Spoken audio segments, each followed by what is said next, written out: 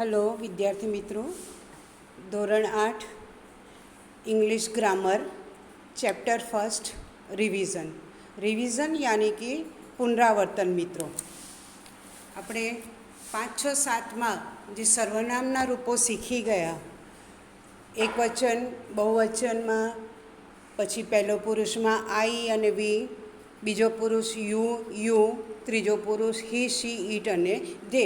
એની સાથે જે ક્રિયાપદના રૂપો, ટુ બીના ક્રિયાપદના રૂપો ઇઝ એમ આર, પછી ટુ હેવના રૂપો હેઝ હેવ અને ટુ ડુના રૂપો ડુ અને ડઝ, એ આપણે શીખી ગયા.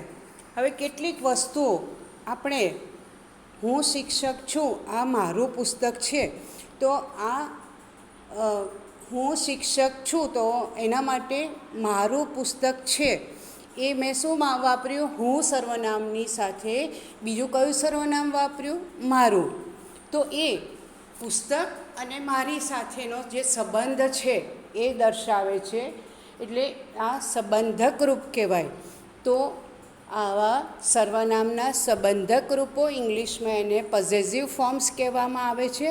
તો સર્વનામના પહેલા પુરુષ સાથે બીજા એકવચન બહુવચન, બીજો પુરુષ એકવચન બહુવચન, ત્રીજો પુરુષ એકવચન બહુવચનમાં પોઝેસિવ ફોર્મ્સની સાથે આ સર્વનામના રૂપોની સાથે પોઝેસિવ ફોર્મ્સ કયા વપરાય એ અહીંયા મિત્રો આ જે ટેબલ આપેલું છે, ટેબલ યાની કે કોઠો, આ કોઠામાં આપેલું છે. તો મિત્રો પહેલાં છે સર્વનામના રૂપો, એમાં એકવચન. તો એકવચનમાં કયા કયા રૂપો આવે? આઈ, યુ, હી, શી અને ઈટ. બરાબર. આઈ એ પહેલો પુરુષ, યુ બીજો પુરુષ, ત્રીજો પુરુષમાં હી, શી, ઈટ. તો હવે એના સાથે આઈનું સંબંધક રૂપ કયું થાય? માય. યુનું સંબંધક રૂપ યોર. હીનું પુરુષ છે, પુરુષવાચક સર્વનામ છે હિઝ. શી નારી જાતિ છે, હર. અને ઈટ નાન્યતર જાતિ, એટલે કે પશુ, પક્ષી, ટેબલ, ખુરશી, પંખો, નદી, પર્વત, આ બધાની સાથે ઈટનું શું વપરાય? ઇટ્સ. તો એને અને એવી જ રીતે સર્વનામના બહુવચનના રૂપો. તો પહેલો પુરુષ બહુવચનમાં શું થાય? આઈનું વી. બીજો પુરુષ યુ જ વપરાય છે એકવચન અને બહુવચનમાં. અને ત્રીજો પુરુષ હી, શી, ઈટનું શું વપરાય છે બહુવચનનું રૂપ? ધે. તો હવે આપણે સર્વનામના બહુવચનના રૂપોના પોઝેસિવ ફોર્મ્સ જોઈશું. પોઝેસિવ યાની કે કોઈ વસ્તુની માલિકી અથવા એની સાથેનો સંબંધ દર્શાવે છે, એને પોઝેસિવ ફોર્મ્સ કહેવામાં આવે છે. તો વીનું શું થશે? આવર. યુનું યોર. ધેનું ધેર. સમજ પડી મિત્રો? આઈનું માય, યુનું યોર, હીનું હિઝ, શીનું હર, ઈટનું ઇટ્સ. બહુવચનના રૂપોમાં વીનું આવર, અને યુનું યોર, ધેનું ધેર. હવે એને અનુરૂપ પોઝેસિવ ફોર્મ્સના અહીંયા ઉદાહરણો આપેલા છે. પહેલાં બધા જ એકવચનના છે. જુઓ, આઈ એમ શીતલ, હું શીતલ છું. ધીસ ઇઝ માય હાઉસ, આ મારું ઘર છે. આપણે એમ બોલીએ કે I am Sheetal, this is I house, ચાલે? ન ચાલે. તો એની જગ્યાએ આપણે શું મૂકવું પડે મિત્રો? સંબંધક યાની કે પોઝેસિવ ફોર્મ મૂકવાનું. તો આઈનું માય, આ હું શીતલ છું, આ મારું ઘર છે. યુ આર એ ટીચર, એકવચનમાં છે એ ટીચર. બરાબર. તો યુ એકવચનમાં પણ અને બહુવચનમાં પણ યુ વપરાય છે અને પોઝેસિવ ફોર્મ પણ યોર જ વપરાય છે બંનેમાં. તમે શિક્ષક છો. ધીસ ઇઝ યોર ક્લાસ, આ તમારો વર્ગ છે. હી ઇઝ નીરવ, ત્રીજો પુરુષ એકવચન. હી છે તો શું આવશે એની સાથે? His. This is his bicycle. She is a teacher, તે શિક્ષિકા છે. ધીસ ઇઝ હર ક્લાસ, આ તેનો વર્ગ છે અથવા તેમનો વર્ગ છે. માનવાચક રીતે આપણે ગુજરાતીમાં તેમનો બોલીએ છીએ અથવા પ્રેમથી તેનો કહીએ છીએ. ઇટ ઇઝ એન એલિફન્ટ, તે હાથી છે. દેટ ઇઝ ઇટ્સ ટ્રંક, ટ્રંક એટલે સૂંઢ. તો અહીંયા ઇટ્સ કોના માટે વપરાયું છે? હાથી માટે, બરાબર. તો ઇટ્સ આવ્યું, તો એ તે હાથી છે, પેલી તેની સૂંઢ છે. હવે આપણે છઠ્ઠાથી જોઈએ તો બહુવચનના રૂપો છે. We are children, these are our toys, બરાબર. અમે બાળકો છીએ, આ અમારા રમકડા છે. We our. You are Ami and Amit, તમે અમી અને અમિત છો, બહુવચન થઈ ગયું, બરાબર. અમી અને Amit. This is your uncle, યુનું બહુવચનમાં પણ યોર જ થાય છે, આ તમારા કાકા છે.